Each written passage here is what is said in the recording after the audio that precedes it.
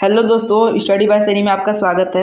आज हम पढ़ेंगे दिल्ली पुलिस कांस्टेबल का फर्स्ट, सेकंड और थर्ड शिफ्ट का एग्जाम का एनालिसिस करेंगे, जिसमें हमारा प्रश्न नंबर पहला है।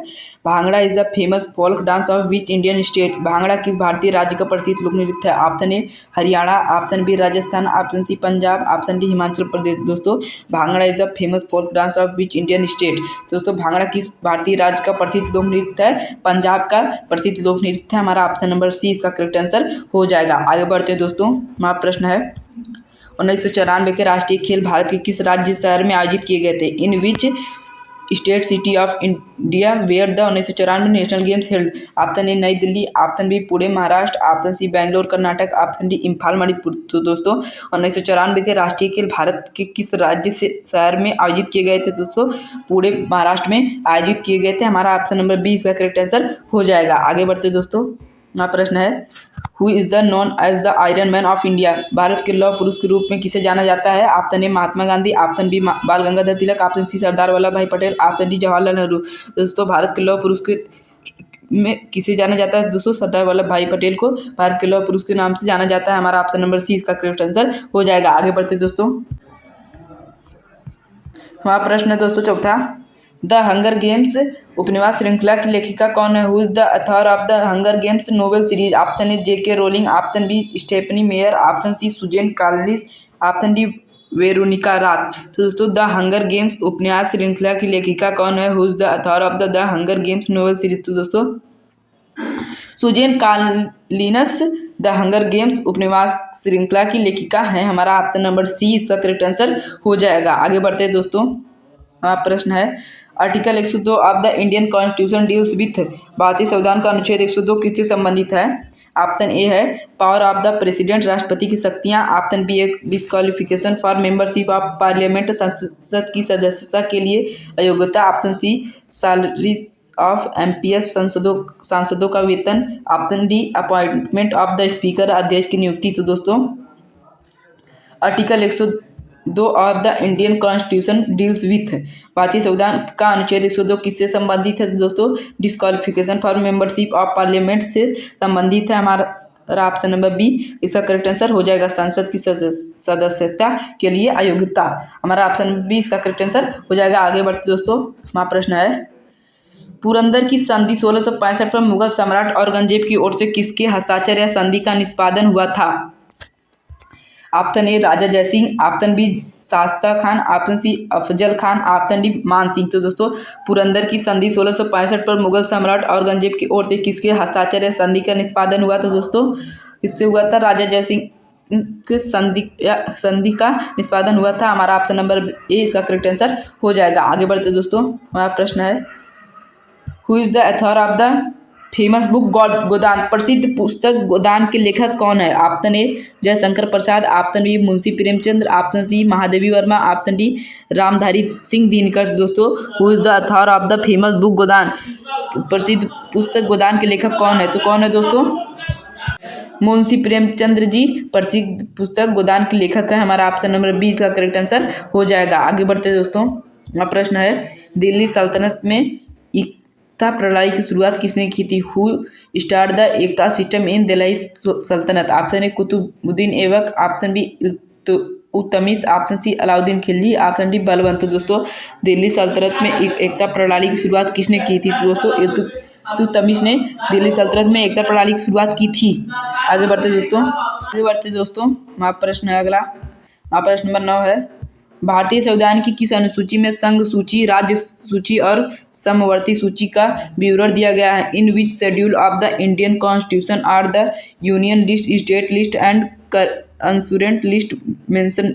ऑप्शन ए छठी अनुसूची, ऑप्शन बी 7वीं अनुसूची, ऑप्शन सी 8वीं अनुसूची, ऑप्शन डी 9वीं अनुसूची। तो दोस्तों, भारतीय संविधान की किस अनुसूची में संघ सूची, राज्य सूची और समवर्ती सूची का विवरण दिया गया है? तो दोस्तों, 7वीं अनुसूची में दिया गया है। हमारा ऑप्शन नंबर बी इसका करेक्ट आंसर हो जाएगा। आगे बढ़ते दोस्तों। हमारा प्रश्न है सौरमंडल का सबसे विशाल ग्रह कौन सा जिसका घनत्व सबसे कम है? Which the largest planet in the solar system with the lowest density? Option A पृथ्वी, ऑप्शन बी मंगल, ऑप्शन सी बृहस्पति, ऑप्शन डी शनि। तो दोस्तों, सौरमंडल का सबसे विशाल ग्रह कौन सा जिसका घनत्व सबसे कम है? तो दोस्तों हमारा option number D Shani Saturn सौरमंडल का सबसे विशाल ग्रह जिसका घनत्व सबसे कम है। हमारा ऑप्शन नंबर डी इसका करेक्ट आंसर हो जाएगा। आगे बढ़ते दोस्तों, वहाँ प्रश्न अगला है, कर्नाटक के किस स्थान पर स्थित मंदिर परिसर में नागर और द्रविड़ दोनों शैलियों का मिश्रण देखने को मिलता है, जो वेसर शैली का उदाहरण है? Which temple complex in Karnataka exhibits a mix of both Nagara and Dravidian styles representing the Vajra style? Option A Hampi, option B Badami, option C Pattadakal, option D Aihole. दोस्तों कर्नाटक के किस स्थान पर स्थित मंदिर परिसर में नागर और द्रविड़ दोनों शैलियों का मिश्रण देखने को मिलता है, जो वेसर शैली का उदाहरण है? दोस्तों कहाँ पर?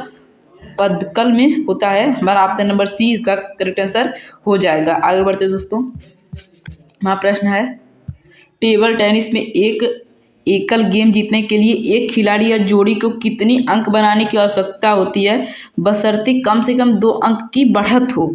Option A 7, option B 11, option C 15, option D 21। तो दोस्तों टेबल टेनिस में एक एकल गेम जीतने के लिए एक खिलाड़ी या जोड़ी को कितने अंक बनाने की आवश्यकता होती है, बशर्ते कम से कम 2 अंक की बढ़त हो? तो दोस्तों 11 अंक बनाने होते हैं। हमारा ऑप्शन नंबर 20 का करेक्ट आंसर हो जाएगा। आगे बढ़ते दोस्तों, हमारा प्रश्न है, अमृत वृक्ष आंदोलन किस भारतीय राज्य से संबंधित है? Which Indian state is the Amrit Vriksh Andolan related to? Option A Paschim Bangal, option B Assam, option C Odisha, option D Bihar. तो दोस्तों अमृत वृक्ष आंदोलन किस भारतीय राज्य से संबंधित है? तो दोस्तों असम से संबंधित है। हमारा ऑप्शन नंबर बी इसका करेक्ट आंसर हो जाएगा। आगे बढ़ते दोस्तों, हमारा प्रश्न है, भारत का पहला लाइट हाउस महोत्सव किस राज्य में आयोजित किया गया था? In which state was the Indian first light house festival? और option A Kerala, option B Goa, option C Gujarat, option D Maharashtra. दोस्तों भारत का पहला लाइट हाउस महोत्सव किस राज्य में आयोजित किया गया था? तो दोस्तों किस में किया गया था? गोवा में आयोजित किया गया था। हमारा ऑप्शन नंबर 20 का करेक्ट आंसर हो जाएगा। आगे बढ़ते दोस्तों, हमारा प्रश्न है, अलाउद्दीन खिलजी का वह दास सेनापति कौन था जिसने दक्षिण भारत के राज्यों पर सफल सैन्य अभियान चलाए? Which slave general of Alauddin Khilji successfully lead military campaigns to southern Indian states? Option A Nusrat Khan, option B Ulugh Khan, option C Malik Kafur, option D Khusro Khan. तो दोस्तों अलाउद्दीन खिलजी का वह दास सेनापति कौन था जिसने दक्षिण भारत के राज्यों पर सफल सैन्य अभियान चलाए? तो दोस्तों मलिक काफूर ने अलाउद्दीन खिलजी का वह दास सेनापति था जिसने दक्षिण भारत के राज्यों पर सफल सैन्य अभियान चलाए थे। हमारा ऑप्शन नंबर सी इसका करेक्ट आंसर हो जाएगा। आगे बढ़ते दोस्तों, हमारा प्रश्न है, who was the founder of the Bahmani kingdom? Bahmani साम्राज्य का संस्थापक कौन था? Option A Firoz Shah Bahmani, option B Alauddin Bahman Shah, option C Mohammad bin Tughlaq, option D Ahmad Shah Bahmani. तो दोस्तों बहमनी साम्राज्य का संस्थापक कौन था? तो दोस्तों अलाउद्दीन बहमन शाह बहमनी साम्राज्य का संस्थापक था। हमारा ऑप्शन नंबर 20 का करेक्ट आंसर हो जाएगा। आगे बढ़ते दोस्तों, हमारा प्रश्न है, भारतीय संविधान के किस अनुच्छेद के तहत संसद के सदस्यों एमपीएस की योग्यता निर्धारित की जाती है? Under which article of the Indian constitution are the qualification for members of parliament MPs prescribed? Option A अनुच्छेद 79, ऑप्शन बी अनुच्छेद 80, ऑप्शन सी अनुच्छेद 84, ऑप्शन डी अनुच्छेद 102। तो दोस्तों भारतीय संविधान के किस अनुच्छेद के तहत संसद के सदस्यों एमपीएस की योग्यता निर्धारित की जाती है? तो दोस्तों अनुच्छेद 84 के तहत की जाती है। हमारा ऑप्शन नंबर सी इसका करेक्ट आंसर हो जाएगा। आगे बढ़ते दोस्तों,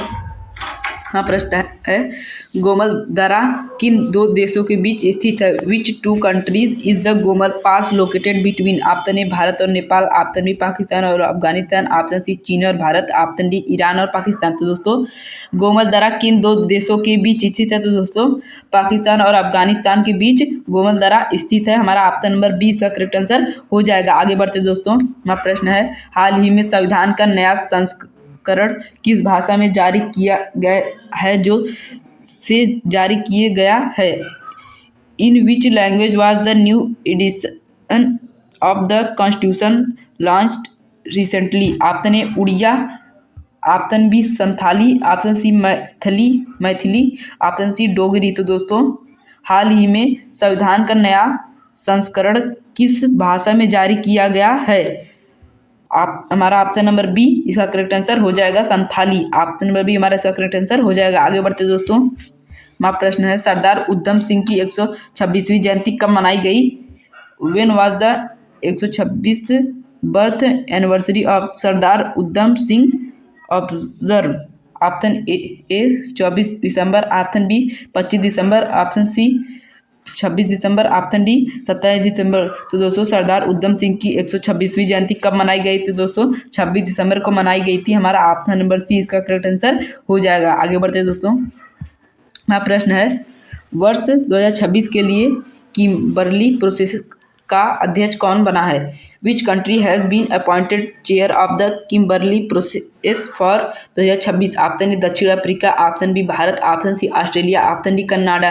तो दोस्तों वर्ष 2026 के लिए किम्बरली प्रोसेस का अध्यक्ष कौन बना है? तो दोस्तों भारत बना है। हमारा ऑप्शन नंबर बी इसका करेक्ट आंसर हो जाएगा। आगे बढ़ते दोस्तों, हमारा प्रश्न है भारत के पहले पीपीपी मॉडल मेडिकल कॉलेज किस राज्य में शुरू हुए हैं? Indian first PPP model medical college were start in which state? Option A Uttar Pradesh, option B Rajasthan, option C Madhya Pradesh, option D Bihar. तो दोस्तों भारत के पहले पीपीपी मॉडल मेडिकल कॉलेज किस राज्य में शुरू हुए हैं? तो दोस्तों किसमें? मध्य प्रदेश में शुरू हुए हैं। हमारा ऑप्शन नंबर सी इसका करेक्ट आंसर हो जाएगा। आगे बढ़ते दोस्तों, हमारा प्रश्न है मोदी युग भारत का आर्थिक सशक्तिकरण पुस्तक किसने लिखी है? Who write the book Indian economic improvement in the Modi era? Option A Ram Madhav, option B doctor Sikandar Kumar, option C Amitabh Kant, option D Nitin Gadkari. दोस्तों मोदी युग में भारत का आर्थिक सशक्तिकरण पुस्तक किसने लिखी है? तो दोस्तों किसने लिखी है? डॉक्टर सिकंदर कुमार ने लिखी है। हमारा ऑप्शन नंबर 20 का करेक्ट आंसर हो जाएगा।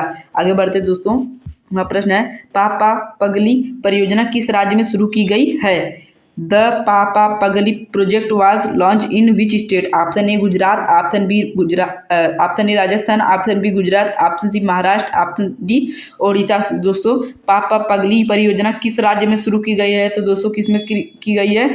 गुजरात में शुरू की गई है। हमारा ऑप्शन नंबर 20 का करेक्ट आंसर हो जाएगा। आगे बढ़ते दोस्तों, हमारा प्रश्न है सुबनसिरी लोअर जल विद्युत परियोजना किन दो राज्यों के बीच स्थित है? संस्कृत lower hydro power project is located between which two states? Option A Assam Manipur, option B Assam Arunachal Pradesh, option C Arunachal Pradesh Nagaland, option D Assam Meghalaya. दोस्तों सुबनसिरी लोअर जल विद्युत परियोजना किन दो राज्यों के बीच स्थित है? तो दोस्तों असम और अरुणाचल प्रदेश के बीच स्थित है। हमारा ऑप्शन नंबर 20 का करेक्ट आंसर हो जाएगा। तो दोस्तों उम्मीद करता हूँ कि आपको आज का वीडियो पसंद आया होगा। पसंद आया तो लाइक करें, सब्सक्राइब करें।